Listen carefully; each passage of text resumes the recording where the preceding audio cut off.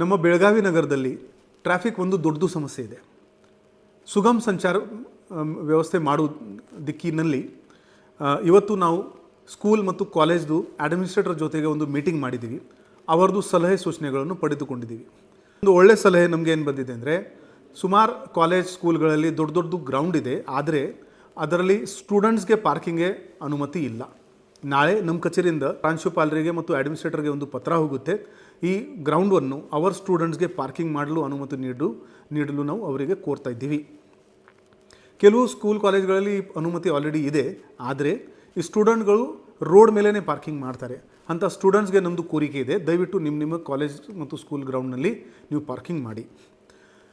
ಇನ್ನೊಂದು ವಿಚಾರ ನಮ್ಮ ಗಮನಕ್ಕೆ ಬಂದಿದೆ ಅಂದರೆ, PUC ಮತ್ತು ಕೆಳಗಡೆ ಇರುವುದು ತರಗತಿನಲ್ಲಿ ಇರುವುದು ಸ್ಟೂಡೆಂಟ್ಸ್ ಮೋಟರ್ ಸೈಕಲ್ ತಗೊಂಡು ಬರ್ತಾ ಇದ್ದಾರೆ. ಸೆಕ್ಷನ್ 4 ಪ್ರಕಾರ, ಸೆಕ್ಷನ್ 4 ಮೋಟರ್ ವೆಹಿಕಲ್ ಆ್ಯಕ್ಟ್ ಪ್ರಕಾರ 18 ವರ್ಷ ಮಿನಿಮಮ್ ವಯಸ್ಸು ರಿಕ್ವೈರ್ಡ್ ಇದೆ.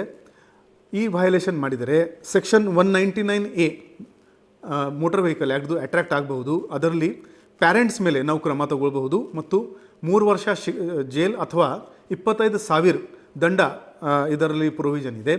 ಸೊ ನಮ್ಮ ಎಲ್ಲ ತಾಯಿ ತಂದೆಗೆ ಕೋರಿಕೆ ಇದೆ, ನಿಮ್ಮ ಹುಡುಗರು ಮೈನರ್ ಇದ್ದರೆ 18 ವರ್ಷಕ್ಕಿಂತ ಕೆಳಗಡೆ ಇದ್ದರೆ ದಯವಿಟ್ಟು ಅವರಿಗೆ ಮೋಟರ್ ಸೈಕಲ್ ಅಥವಾ 4 ವೀಲರ್ ಕೊಡಬಾರ್ದು. ಇಲ್ಲಾಂದರೆ ನೀವು ಈ ಕಾನೂನು ಕ್ರಮ ನಾವು ನಿಮ್ಮ ಮೇಲೆ ತಗೋಬೇಕಾಗುತ್ತದೆ. ಕೆಲವು ಕಾಲೇಜ್ಗಳಲ್ಲಿ ನಮಗೆ ಹೇಳಿದ್ದಾರೆ ಸೆಕ್ಯೂರಿಟಿ ಗಾರ್ಡ್ಸ್ಗೆ ಟ್ರಾಫಿಕ್ ಬಗ್ಗೆ ಐಡಿಯಾ ಇಲ್ಲ. ಸೊ ಅವರು ನಮಗೆ ರಿಕ್ವೆಸ್ಟ್ ಮಾಡಿದರೆ ನಾವು ಅವರ ಸೆಕ್ಯೂರಿಟಿ ಗಾರ್ಡ್ಸ್ಗೆ ಟ್ರಾಫಿಕ್ದು ಬೇಸಿಕ್ ಟ್ರೈನಿಂಗ್ ನಾವು ಕೊಡಬಹುದು.